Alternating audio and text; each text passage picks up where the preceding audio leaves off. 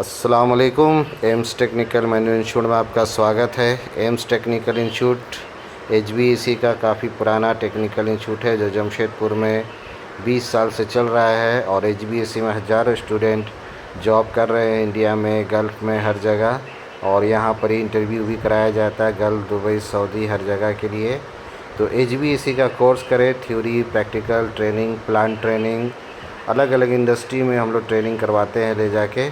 तो देखिए किस तरह से हम लोग थ्योरी क्लास कराते हैं।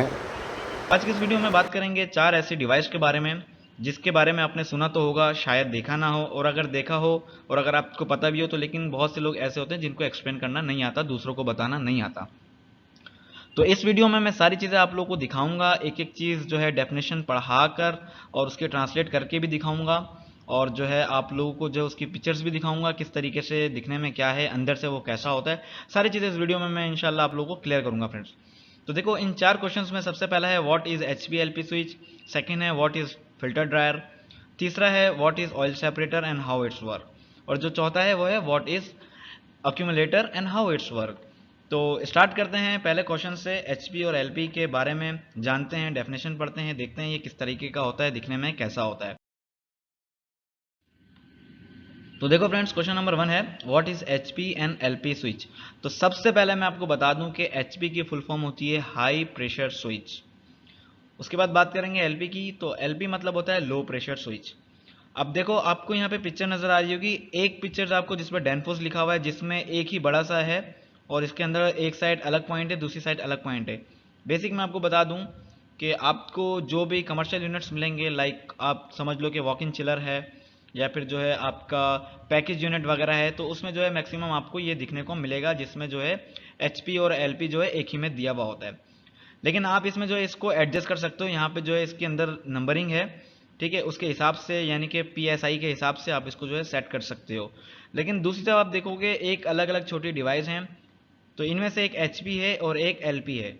आपको मैं फ्रेंड्स बता दूं पहले कि एचपी और एलपी ये जो अलग अलग है, इसमें जो है आपको जो है कंपनी से ही जो है इसका जो पीएसआई सेट पॉइंट होता है वो ऑलरेडी हुआ हुआ मिलता है, ठीक है।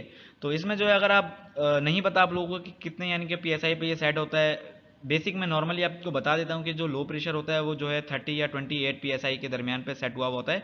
वो इस तरीके से सेट हुआ होता है कि अगर उसका प्रेशर नीचे आएगा तो फिर जो है वो कंप्रेसर को सप्लाई नहीं देगा। तो इस बारे में सारी चीज़ें मैं आज आप लोगों को बताऊंगा।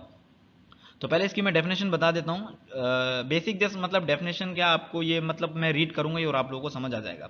तो देखो इसमें क्या लिखा हुआ है, low pressure switch. Low pressure switch के बारे में क्या लिखा हुआ है, open on pressure drop, okay, close on pressure rise. देखो ओपन और क्लोज क्या है, ओपन मतलब सर्किट ओपन हो जाना, सर्किट ओपन हो जाना मतलब यानी कि वो काम नहीं कर रहा, ठीक है। और क्लोज मतलब उसका क्लोज हो चुका है सर्किट, इसलिए वो काम करेगा।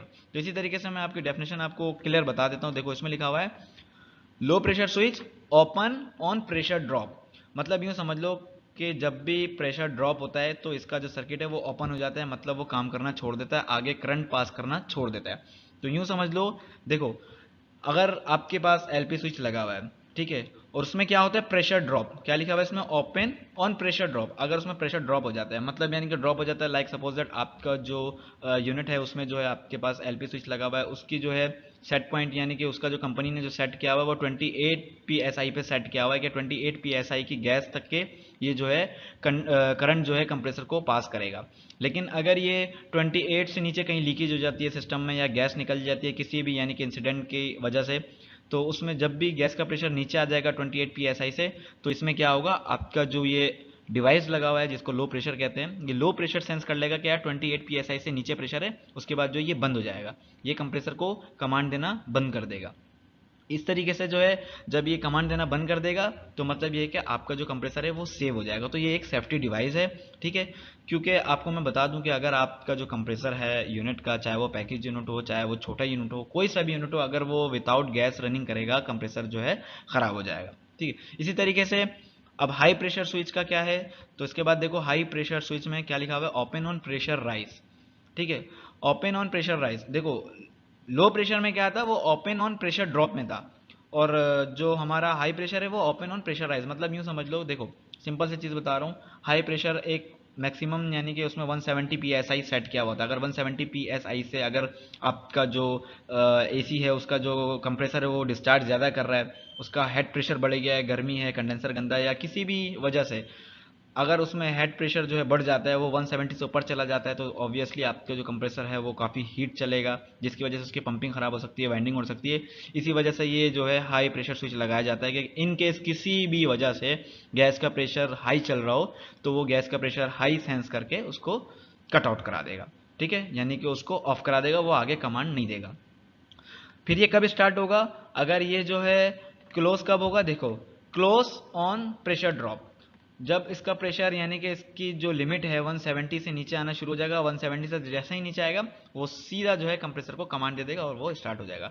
तो बात ऐसी है, सिंपल सी बात है कि हाई प्रेशर स्विच को इसलिए लगाया जाता है कि अगर हाई प्रेशर ऊपर हो जाए, लिमिट से ऊपर हो जाए, तो वो जो है कंप्रेसर को कट आउट करा देता है। लो प्रेशर को जो है इसलिए लगाया जाता है कि अगर गैस की प्रेशर जो है लो हो जाए तो वो कंप्रेसर को कट आउट करा देगा। दोनों सूरत में जो है कंप्रेसर की सेफ्टी हो जाती है, तो ये सेफ्टी डिवाइस कहलाती है। ठीक है, अब बात करेंगे दूसरे क्वेश्चन के बारे में। दूसरा तो देखो करता क्या है, इसमें क्लियरली लिखा हुआ है, it removes contaminants including moisture, dirt, acid and solder flux, beads and fling whenever the refrigerant system is opened for repair or to replace a component, always replace the filter dryer। देखो इसमें क्या कह रहा है, सबसे पहली बात तो ये कि देखो इट रिमूव्स, ये रिमूव करता है, किन चीज़ों को करता है? इंक्लूडिंग मॉइस्चर्स, मॉइस्चर को रिमूव करता है, कोई भी डस्टिंग वगैरह, डर्ट यानी कि कोई भी यानी कि ऑयल के साथ कोई कचरा आ रहा हो उसको भी जो है वो यानी कि पकड़ लेता है, आगे जाने नहीं देता, उसको फिल्टर कर देता है। ठीक है, ड्रायर फिल्टर। ठीक है, उसके बाद क्या है? And solder flux. Solder flux क्या होता है यार? जो हम टाका वाका लगाते हैं समटाइम, कुछ फ्लक्स वगैरह अंदर चले जाती है, तो वो उसको भी जो है रेफ्रिजरेंट के साथ फ्लो होने नहीं देता, फिल्टर से जो है वो यानी कि फिल्टर हो जाता है रेफ्रिजरेंट। उसके बाद वो रेफ्रिजरेंट आगे बढ़ जाती है, बाकी जो है उसके अंदर जो भी डस्ट होता है या जो भी यानी कि मतलब मॉइस्चर वगैरह होता है वो सारी चीज़ें फिल्टर जो है एब्जॉर्ब कर लेता है। ठीक है, अब आगे क्या कह रही है? When ever the refrigerant system is open for repair और टू रिप्लेस अ कंपोनेंट, ठीक है, always replace the filter dryer. तो इसमें कह रहा है जब भी, when ever the refrigerant system is open, जब भी आप अपना रेफ्रिजरेंट सिस्टम को ओपन करो, मतलब यानी कि ओपन से मुराद यानी कि अगर आपने उसकी गैस चार्ज करनी हो, आपने उसका कंप्रेसर चेंज करना हो, लीकेज के हवाले से कोई भी काम करना हो, तो आपको जो है उसका जो ड्राई फिल्टर है वो लाजमी चेंज करना पड़ेगा। ठीक है, अब चलते हैं नेक्स्ट स्लाइड पे।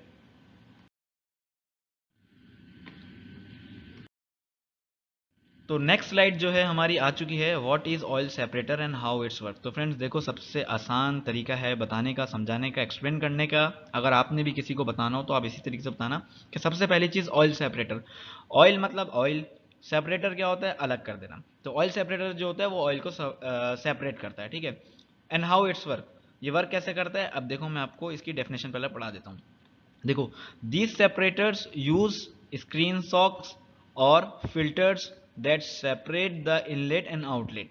ठीक है, ये क्या करता है? सेपरेट को, इनलेट और आउटलेट को। ठीक है, उसके बाद the gas passes through the filters, जो गैस होती है वो पास होती है फिल्टर्स के through, and the oil vapour gathers into large droplet. ठीक है, उसके बाद क्या लिखा हुआ है? As the refrigerant passes through the outlet the oil droplets drip to the bottom, यानी कि ऑयल जो ड्रॉपलेट्स हैं वो ड्रिप हो जाती है bottom of the separator and into a vessels, यानी कि वो जो ऑयल का जो ड्रॉप्स है वो डायरेक्ट बॉटम में जाके जो है गिरता है और वो अलग हो जाता है। अब देखो, अब मैं आपको पहले इसकी पिक्चर दिखाता हूँ। ठीक है,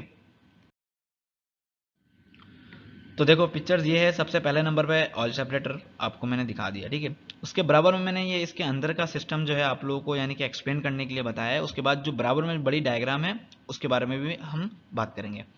जो बीच वाली है इसमें देखो, इसमें दो आपको जो है पेंसिल टाइप की नोक दिख रही होगी। बेसिक ये पेंसिल नहीं है, ये एक जो है पाइप का सिस्टम है, यानी कि फर्स्ट वाले से जो है कंप्रेसर जो है वो डिस्चार्ज करता है गैस को। ठीक है, सबसे पहले ये समझ लो कि ये लगा हुआ कहाँ होता है। देखो, कंप्रेसर और कंडेंसर के बीच में जो डिस्चार्ज लाइन होती है, ठीक है, उसके बीच में ये लगता है, यानी कि कंप्रेसर और कंडेंसर के बीच में ये लगाया जाता है ऑयल सेपरेटर को।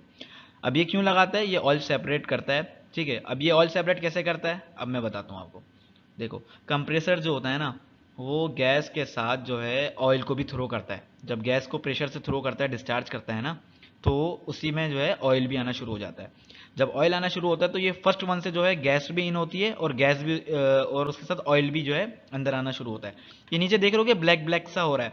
ठीक है। जो नीचे ब्लैक ब्लैक सा हो रहा है ना, इसमें क्या है, जो ऑयल आता है ना गैस के साथ, वो ऑयल आके नीचे ड्रॉप होकर नीचे गिरकर जमा होना शुरू हो जाता है, ठीक है। गैस जो होती है वो तो ऊपर की साइड पे ही रहती है, तो दूसरी वाली से गैस निकल जाती है और वो सीधा कंडेंसर के ऊपर पहुंच जाती है, ठीक है। अब आ जाओ बड़ी वाली डायग्राम पे। देखो नीचे दिख रहा है आपको कंप्रेसर लिखा हुआ है। इस कंप्रेसर के ऊपर वाली लाइन को देखो, कौन सी ऊपर वाली, बिल्कुल ऊपर वाली नहीं, मतलब दूसरी वाली लाइन देखो, ठीक है, साइड पे, जो लेफ्ट साइड पे। इस लाइन से जो है कंप्रेसर ने डिस्चार्ज किया गैस को, गैस के साथ ऑयल भी चला गया। अब जो ऑयल गया ये आगे जा गया ऑयल सेपरेटर में। ऑयल सेपरेटर में कैसे गिरा, जैसे मैंने आपको बीच वाली डायग्राम में दिखाया था कि आते ही साथ जो है ड्रॉप होता होता नीचे गिरता है, जमा हो जाता है, ठीक है। और जो गैस होती है वो होती है ऊपर, ऊपर से वो सीधी ऊपर वाली लाइन से चली जाती है कंडेंसर में, उसका जो है रेफ्रिजरेशन साइकिल कंप्लीट होना शुरू हो जाता है। लेकिन जो ऑयल सेपरेटर के अंदर जो ऑयल है वो ड्रॉप होता है इसके अंदर, और ड्रॉप होते होते देखो एक लाइन सीधी कंप्रेसर के अंदर डाली हुई है। वो क्या होता है, वो ऑयल जमा होकर जब एक मैक्सिमम लेवल पे पहुंच जाता है तो वापसी जो है वो कंप्रेसर के अंदर आना शुरू हो जाता है, ठीक है। क्योंकि जाहिर सी बात है, अगर कंप्रेसर का सारा ऑयल ही निकल जाएगा तो कंप्रेसर ही खराब हो जाएगा। तो इसलिए ऑयल सेपरेटर को लगाते हैं। ये एक तरीके से सेफ्टी डिवाइस है जो हमारे रेफ्रिजरेशन सिस्टम को जो है प्रोटेक्ट करती है किसी भी यानी कि फॉल्ट से, यानी कि कोई भी फॉल्ट आने से जो है इसको बचाने के लिए इसको जो है ऑयल सेपरेटर का इस्तेमाल करते हैं, जिससे कंप्रेसर का ऑयल भी बच जाता है और हमारी रेफ्रिजरेंट जो होती है उसमें जो है ऑयल नहीं आता। क्योंकि रेफ्रिजरेंट के साथ साथ अगर ऑयल भी चलेगा पाइपों में, एक तो आपका फिल्टर ड्रायर चौक हो जाएगा, दूसरा आपको जो है कूलिंग का जो है परफॉर्मेंस नहीं मिलेगा, ठीक है। तो ये होता है ऑयल सेपरेटर, इसको इसलिए लगाया जाता है। अब जाएंगे हम नेक्स्ट स्लाइड पे और इस पे अब हम देखेंगे। देखो इसमें क्या लिखा हुआ है, it is a tank place between the evaporator outlet and the compressor suction line, जो मैंने आपको बताया था, ठीक है। ये इसकी जो प्लेस होती है वो किसके बिटवीन लगा होता है, कंप्रेसर सक्शन लाइन के अंदर लगा होता है, यानी कि एवापोरेटर के बाद evaporator outlet and the compressor section line, ठीक है। कंप्रेसर का जो सेक्शन लाइन होता है उसके अंदर, यानी कि कंप्रेसर से पहले जो लाइन होती है सेक्शन लाइन, उसमें होती है। When excess liquid comes back to the compressor, the accumulator stores the liquid refrigerant and keeps it out of the compressor inlet. देखो वो क्या कह रहा है accumulator जो होता है स्टोर करता है लिक्विड रेफ्रिजरेंट को, और वो जो है keeps it out of the, यानी कि वो कंप्रेसर के इनलेट से दूर रखता है वो, यानी कि वो अपने अंदर स्टोर करके रखता है, ठीक है। तो इस तरीके से अक्यूमुलेटर काम करता है, ठीक है। और ऑयल सेपरेटर किस तरीके से काम करता है ऑलरेडी मैंने आपको बता दिया, ठीक है। अब मैं ऑलरेडी मैंने आपको जो इसका फिगर भी दिखा दिया, यानी कि इसकी जो डायग्राम है, फोटो है, वो भी मैंने दिखा दी है फ्रेंड्स। तो उम्मीद है फ्रेंड्स वीडियो अच्छी लगी होगी। यार वीडियो अच्छी लगी है तो लाइक ज़रूर करना, साथ ही साथ एक प्यारा सा कमेंट भी कर देना। चैनल पर अब तक के नए हो सब्सक्राइब के साथ साथ बेल आइकन पर लाजमी क्लिक कर देना, क्योंकि आपको ऐसे रिलेटेड कंटेंट मेरे इस चैनल पे मिलते रहेंगे। तो फ्रेंड्स मिलते हैं एक और न्यू वीडियो के साथ, रखिएगा ख्याल, अल्लाह हाफिज़।